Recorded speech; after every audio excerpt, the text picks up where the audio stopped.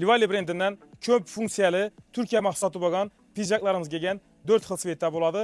Videonu görsəniz mən sizlərə həmməsini tushuntirib beraman. Görüb turganingizdek sport klassik variantda bo'ladi. Endi esa görüb turganingizdek yakalari klassik obrazda bo'ladi.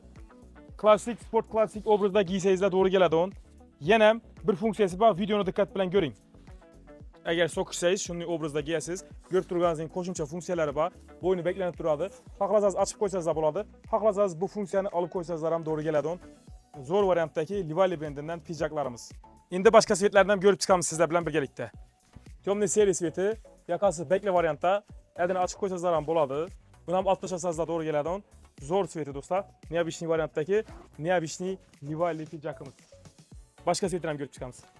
Temniy siniy sveti, yakasi alingan variantda, klassik variantdagisi do'stlar. Livali brendi Turkiya mahsuloti bo'ladi. 4 xil sveti bor. Baholarni bilishni istasangizlar, kommentariya plus qoldirsangizlar, men sizlarga to'liq baholar bilan ishlangan videoni tashiyman.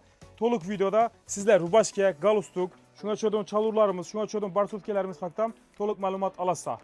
Butun O'zbekiston bo'ylab dastavkalarimiz bor. Kral brend sizlar uchun ham vaqt izlanishda sizdan dukanimizda kutib qolamiz. Livali pijjaklarimiz 4 xil sveti bor. Razmeri M razmeridan boshlab 3XL razmeridan bor. M razmer 60 kg odamlarga to'g'ri keladi, 3XL razmer 120 kg odamlarga to'g'ri keladi. Sizdan dukanimizda kutib qolamiz.